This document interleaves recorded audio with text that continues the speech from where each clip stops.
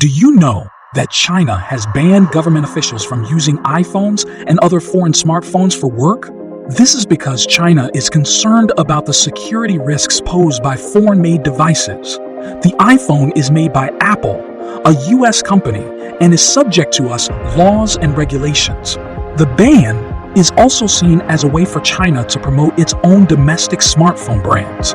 China is home to a number of major smartphone manufacturers, including Huawei, Xiaomi, and Oppo. These companies have been investing heavily in research and development, and they are now producing some of the most advanced smartphones in the world. The ban on iPhones is likely to have a significant impact on Apple's business in China.